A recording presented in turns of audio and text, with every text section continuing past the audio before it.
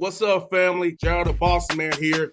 You're tuned into the Bossman Show on AM 1010, AM 1430, 1055 The King.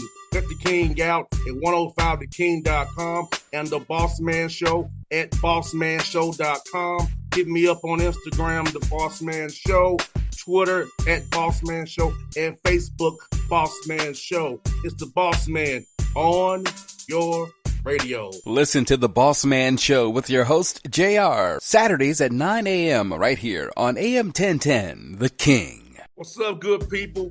BetOnline is your number one source for all your betting needs. The latest odds, lines, and matchup reports for baseball, boxing, golf, and more. BetOnline continues to be the fastest and easiest way to place your wagers, including live betting and your favorite casino and card games available to play right from your phone. Head to the website or use your mobile device to sign up today and get in on the action. Remember to use your promo code BELIEVE, B-L-E-A-V, for your 50% welcome bonus on your first deposit. BetOnline, where the game starts. BS3 Network, changing the way you watch TV.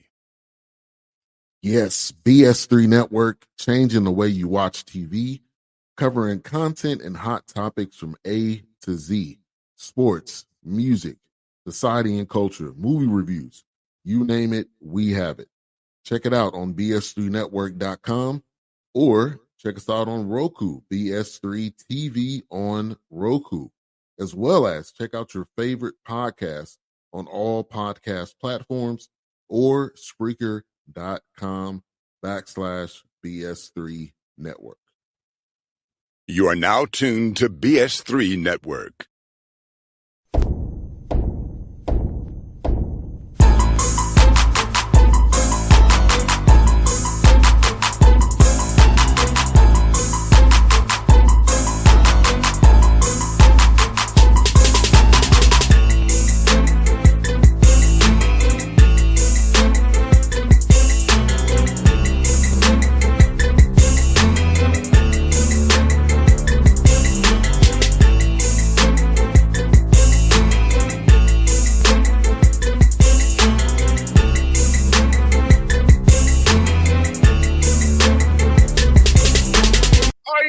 Back on the Bossman Show. A guy been for many years. Coach Muss, hey, Musselman on the Bossman Show. Good to have him on the show for the first time here. Coach Muss, good to talk to you, man. How's it LA still treating you guys out there, man? Yeah, well, appreciate you having me on. We're loving Los Angeles. It's been a great adjustment. This is the third time I've actually lived in LA. I coached the Lakers G League team and worked for the LA Clippers. So one of very few people that work for the Clippers organization, Lakers organization, now USC and California's, what we consider home. I obviously, coaching the Warriors and Kings and then going to school at the University of San Diego, kind of have the whole California, every major metropolitan city in the state, it seems like I've worked at. No doubt, Coach Musselman. Coaches, you'll make you happy. You see that on an A shirt. I'm a Raider fan by trade, Coach. I like the Raiders too, man. Even though they're in Vegas now, I still like the Raiders for sure. Yeah, I have. When Lloyd Pitcher, the coach of the Atlanta Hawks here, me and him used to commiserate about our Raiders all the time, man. I would just, every week is something different with our Raiders, man. Well, at least they got the best logo and great colors. So you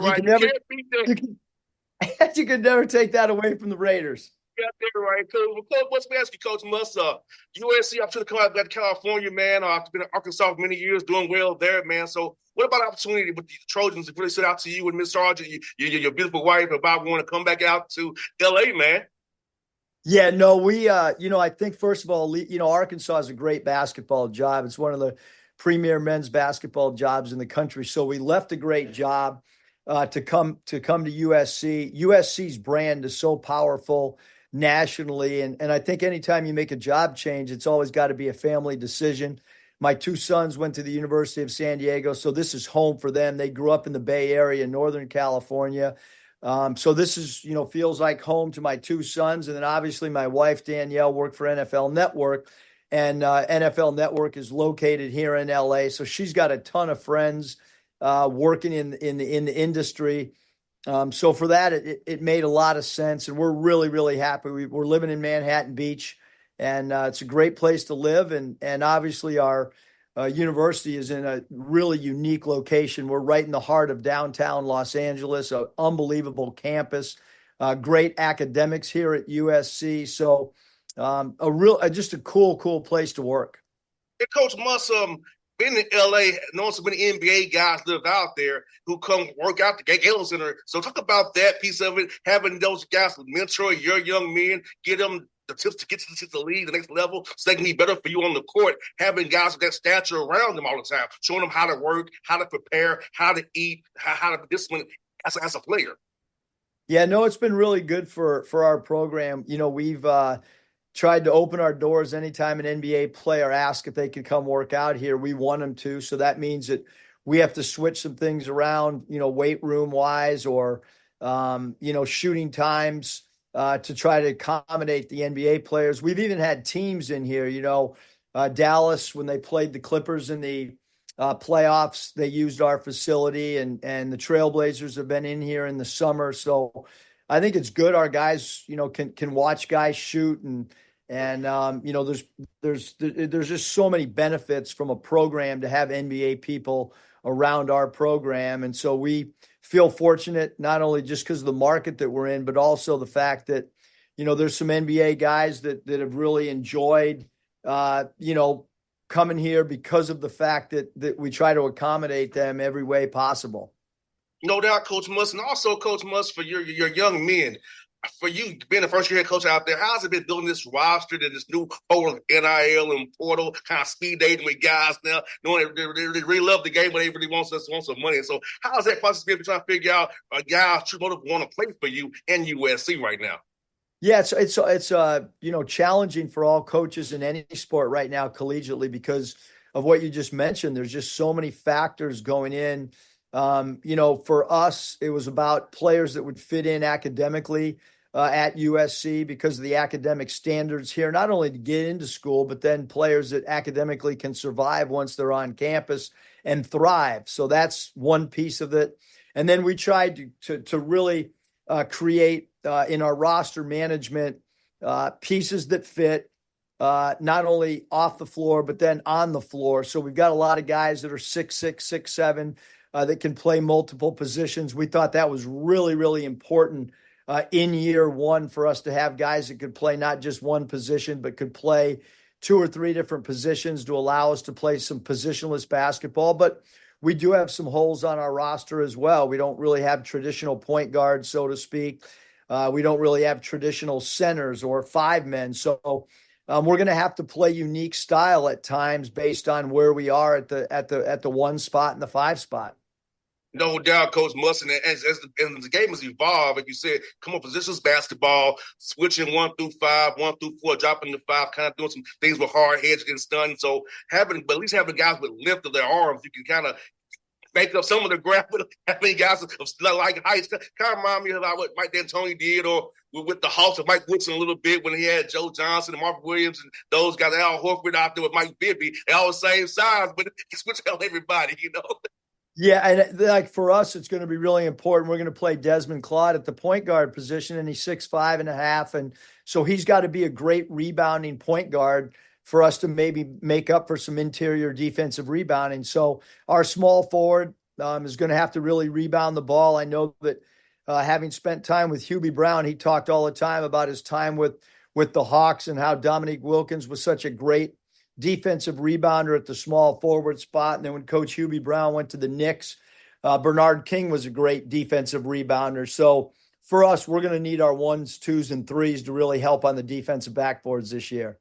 And Coach Buzz, quick story about that. I used to go down to Morehouse College where the Hawks used to practice at and see Coach Brown running practice at Morehouse. So I remember those good old days here in Atlanta, man. I grew up in Vine City, so I walk down there. Coach Brown and my dad were good friends. So I walk down to Morehouse and go watch practice. Had me kind of a quasi ball boy. Get all dollars in as a young kid, Coach Buzz. I know one thing. One of my favorite players I've ever coached played at Morehouse, a guy by the name of Larry Lewis, who actually went to Los Angeles High here in L.A., and he was a great small forward, and he played for a couple of our teams and was a switchable player at 6'7". And he played that right there in Atlanta and enjoyed his time there. No doubt, Coach Mustard. Coach Mustard, for you, man, building a program, let's talk about that piece of it, Coach Mustard. Like, what are you looking for in the young man's character, his integrity, and his heart on off the court? What's your program pillars that you want to have a young man since interviewed globally and internationally and wants to come to USC and play for you? You're a great personality and work for you, man. So what are you looking for in the young man, Coach Must? Yeah, I mean, I think there's a lot of things. I think, number one, does a player want to be coached? That becomes super, super important. Does a player, understand his game, or is he delusional? I think that becomes super, super important. It's really important that a player wants to play for USC and is not necessarily making decisions based on outside, influences. And so that becomes super important. And then, does a player want to play for a staff that has a lot of NBA experience? Because obviously there's my background of being a two-time NBA coach and being an assistant coach with many NBA teams, but then also our assistant coaches, Quincy Pondexter played in the NBA. Will Conroy played in the NBA, and Will also worked for the Timberwolves front office. So those things become super, super important as well. Does a player fit with what we want guys to aspire to once they're done playing collegiate basketball? No doubt, because I remember Coupon, who's in Memphis, so I would cover those games out there. The fans from Coach Hollins, those guys, they was good. The gritty ground was going good back in the day. So I remember those years going to the FedEx Forum and the outside of playoffs and covering them, man. So I remember Coupon very well, Coach Bus. Yeah, Q and Will, the good thing is they can get out and still guard people. And there's not many coaching staffs in America that have assistants that can guard people. And are just recently done with their playing career. And I think from a relatability standpoint, it's really, really helped our staff. And Coach Must, the Big Ten now, what you know, the realignment now, U.S. is in the Big Ten. So talk about preparing for that conference, watching the opponents you got to go against this year, man, kind of preparing your staff ready, getting ready for this season, man, because the Big Ten is going to be a gauntlet this year with adding the talent like the USC and you got UCLA, all those teams they got now. So talk about that, Coach Must.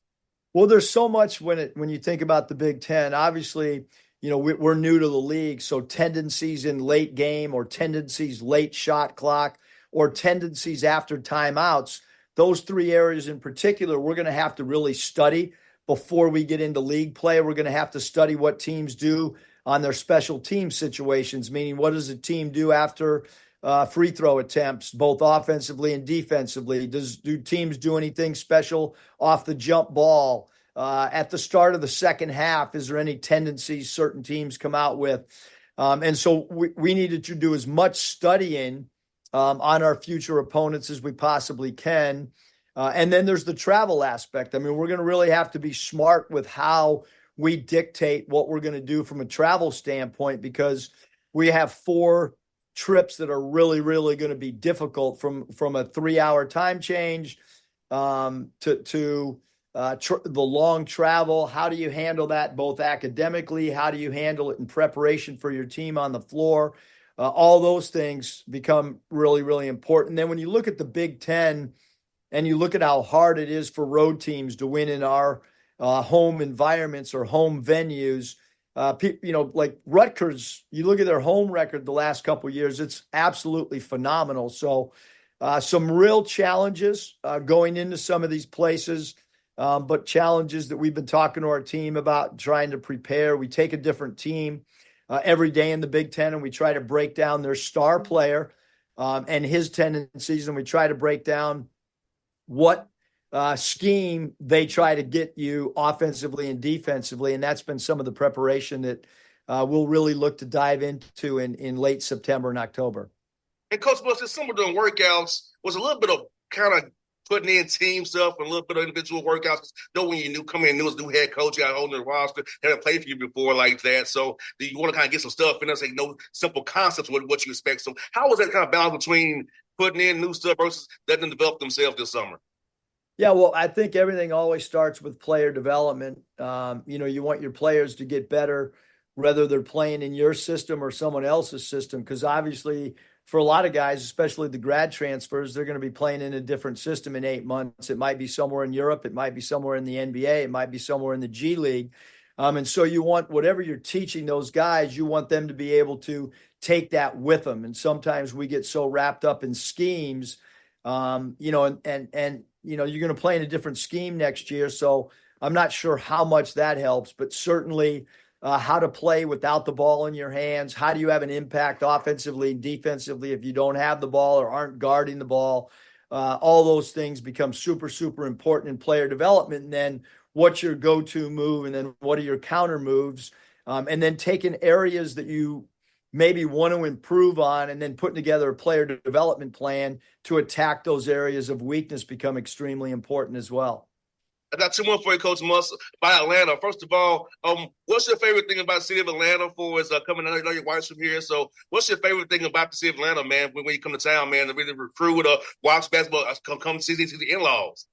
Well, there's a lot of stuff I love about Atlanta. I know that, when I worked for the Hawks, one of the coolest things that I've ever been a part of is we had a meeting with the Braves, the Thrashers hockey team, and the Hawks, and we all got together and talked about draft strategy, player acquisitions, what each of those teams look for in players, and then how those players projected from the draft into 4 or 5 years down the road. And that we still use a lot of those philosophies, but I would say the biggest thing besides going to a Braves game that I love about Atlanta is the food.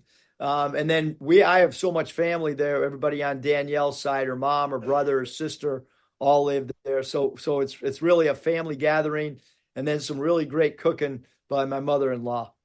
No doubt, Coach Muss. This was to blow your mind too. I was also a Braves bat boy too, Coach Muss. Oh, wow. That now, and I don't know about age stuff, but I know when I was growing up, the Braves, man, they were America's team. When yes. You think about, it was way before, the way that we watch games now, and certainly the TBS stuff was Superstation, 7:35, Coach Muss, first pitch. Ted Turner, man. After the Fresh Prince of Bel-Air came on, 7:35. I love it. Yeah, that was one of my first things as a kid, man, being a Braves bat boy. So I enjoyed being around David Justice, Fred McGriff, Greg Maddox, Steve Avery, all them guys. So I got to live the Braves golden years as a bat boy. That's super cool. I mean, and then you got to think about how many games there are in MLB. It's amazing when you're around superstars like David Justice. There's nothing cooler as a young guy growing up, I'm sure. Now, I'm lucky I got to be at Turner Field and at Fulton County. So I got to switch both of them. so yeah, Coach, but that was my childhood. Braves, baseball, bat boy, that was my childhood, man. I enjoyed that stuff, man. It was great. Best thing ever. Cool. This is too bad I wasn't good at baseball, but I enjoyed being around it. Chipper Jones, one of my all-time favorites. Yes, sir. Larry Wayne. I was called LW. It's just mess with him. He's like, be quiet, man. That's the mess with him. And Coach, last word for you, Coach, about the Atlanta player, the high school ball here, how you find it's talented young men who are ready to play for you as a freshman because how they're coached here in the high school ranks and in the AAU ranks as well. So you can find talented young men up and down these AAU rosters and high schools here who can really help you day one. Yeah, I mean, Atlanta's unbelievable. Recruiting market. I know we had a player that a couple years ago at Arkansas that was a transfer from Jacksonville by the name of J.D. Note. He was super talented. He turned himself into a third-team All-American player. And he's a guy that just, was a guy that kept getting better. The coaching in Atlanta, you mentioned both AAU and high school, phenomenal coaching in that area. And it's certainly a place that we want to try to continue to recruit. I mentioned J.D. Note. Trey Wade was also a player from Atlanta that was a transfer to Arkansas from Wichita State that had a great year with us at Arkansas. So we've had some guys from Atlanta that have really played well and been character fits for us. And the one thing with both those two guys that I just mentioned, they came in ready physically, and they came in ready from a competitive spirit. and mindset. No doubt, Coach Muss. I'll tell you what, Coach Muss, it's good to have you on the show, man. I know you was a heck of a guy with the Hawks and the Hawks, man. So I wish you all the best luck and success, Coach Muss. We hope to do this again in March when you're going to the big dance with a great seed, man. Well, we hope that's true, too, and appreciate you having me on. It's been awesome to join you. Anytime, Coach. Appreciate you, brother. Here we go. Fight on. BS3 Network. Changing the way you watch TV. Yes, BS3 Network, changing the way you watch TV, covering content and hot topics from A to Z. Sports, music, society and culture, movie reviews. You name it, we have it. Check it out on bs3network.com or check us out on Roku, BS3 TV on Roku, as well as check out your favorite podcasts on all podcast platforms or Spreaker.com/BS3 Network. You are now tuned to BS3 Network. What's up, good people? Bet Online is your number one source for all your betting needs. The latest odds, lines, and matchup reports for baseball, boxing, golf, and more. Bet Online continues to be the fastest and easiest way to place your wagers, including live betting and your favorite casino and card games available to play right from your phone. Head to the website or use your mobile device to sign up today and get in on the action. Remember to use your promo code BELIEVE, BLEAV, for your 50% welcome bonus on your first deposit. Bet Online, where the game starts. What's up, family? Jared the Bossman here. You're tuned into the Bossman Show on AM 1010, AM 1430, 1055 The King. Check The King out at 105theking.com and the Bossman Show at bossmanshow.com. Hit me up on Instagram, The Bossman Show, Twitter at Bossman Show, and Facebook, Bossman Show. It's the Bossman on your radio. Listen to the Bossman Show with your host, JR, Saturdays at 9 a.m. right here on AM 1010, The King.